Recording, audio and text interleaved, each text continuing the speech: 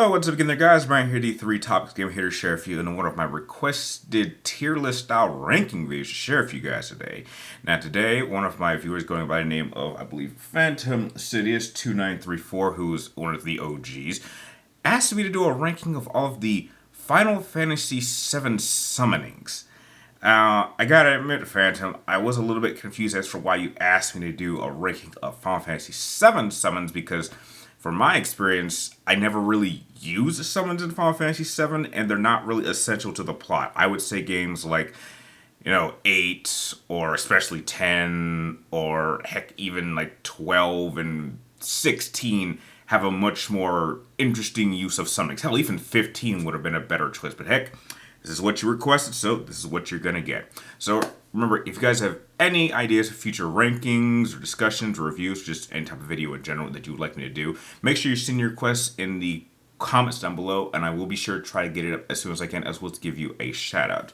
So I actually had to start my list starting somewhere right about now. There's a good number of them, including a number of summonings that I had completely forgotten about. Because again, even during all my playthroughs of Final Fantasy VII, real Final Fantasy VII, I never really used them. And then there were some that I was aware of, but I never went out of my way to go get them. So by the way I would rank them is those in S tier, A tier, B tier, C tier, and then just ones that I never used. There was no need to add like a D tier. So actually, I'll have to pull up a list as for which ones were what, because there were actually some here that I didn't quite recognize out of the gate. But let's start from the top down. Automatically, my favorite summoning of all time are the Bahamut. So all 3 Bahamuts are automatically S tier. So that would go with Classic Bahamut, and then there's also Neo Bahamut, and then there's now Bahamut Zero. All 3 of the Bahamuts are S tier. In fact, I would say from my personal experience, they're the only S tier summonings on this list. Everything else could be an A and B and a few C's. Let's go down the list. Ifrit's one of the OGs, so he's absolutely an A tier. And I love how he's kind of like the main one for Final Fantasy 16. That was an element I really liked. Hades. Cool design. Didn't really use him. I just think he has a cool design, so I'm going to put him in B tier. This pig, I do not remember this damn thing at all. But apparently he is called Kajuta or Kajata. I don't know, but it's some sort of weird pig. I guess he's got a somewhat cool design, so I'd put him in B tier. Odin. Odin is one of the cool ones, so he's absolutely going into A tier. Without question. Shiva. Shiva is another one of the OGs, so she's absolutely got to go in the A tier. This one was weird. I believe this one is called Chocomoog, or Chocobo and Mogul, or Mogul, depending on how you pronounce it. What the hell is this? It's a Moogle riding a Chocobo. I never used it, and I think that's ridiculous. Next, Leviathan. Leviathan, I believe, is pretty cool, but I guess I would put him at the lower half of A. But this one is just sad. It is a fat Chocobo. How on earth could you do that to such a beautiful creature? That's just disrespectful. So hell no, I never used fat Chocobo. Alexander. Alexander has always been an interesting one because it's an interesting summon because he's always portrayed as like a giant fortress, and I think that's cool, but not quite OG level cool, at least in my opinion. So I would put him at the top of B tier. Next we have Phoenix. Phoenix is absolutely A tier. I would actually put Phoenix right about. I'm curious if I want to. No, I can't put him over Shiva. Really cool design, really cool. Somewhat reminiscent of Bahamut, because it's like a flying one, but no, I would put him in the middle. Knights of the Round. Okay. I'm going to save that one for last. Next, after that, I believe it's Ramas.